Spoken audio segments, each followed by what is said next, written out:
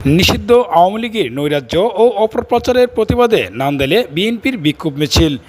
নিষিদ্ধ ঘোষিত আওয়ামী লীগ ও এর অঙ্গ সহযোগী সংগঠনের নৈরাজ্য, গুপ্ত মিছিল ও অপপ্রচারের বিরুদ্ধে ময়মনসিংহের নান্দাইলে বিএনপির বিক্ষোভ মিছিল ও প্রতিবাদ সমাবেশ অনুষ্ঠিত হয়েছে। বুধবার 10 জুন বিকাল 5 ঘটিকায় বাংলাদেশ জাতীয়তাবাদী দল বিএনপি নান্দাইল উপজেলা শাখার উদ্যোগে উপজেলা সদর নতুন বাজার থেকে একটি বিশাল মিছিল বের হয়ে উপজেলার প্রধান প্রধান সড়ক প্রদক্ষিণ করে। এ সময় নেতাকর্মীদের স্লোগানে রাজপথ উত্তাল হয়ে ওঠে। মিছিল শেষে নান্দাইল সরকারি শহীদ আদর্শ ডিগ্রি কলেজ মাঠে এক প্রতিবাদ সমাবেশ অনুষ্ঠিত হয়। নান্দাইল উপজেলা বিএনপির সদস্য সচিব এনামুল কাদিরের নেতৃত্বে অনুষ্ঠিত এই কর্মসূচিতে নিষিদ্ধ আওয়ামী লীগকে কঠোর হুঁশিয়ারি প্রদান করা হয়। বক্তারা বলেন, ফেসিবাদের দোসররা এখন সাধারণ মানুষের মাঝে বিভ্রান্তি চড়াতে অপপ্রচার ও গোপনে বিশৃঙ্খলা সৃষ্টি করার চেষ্টা চালিয়ে যাচ্ছে।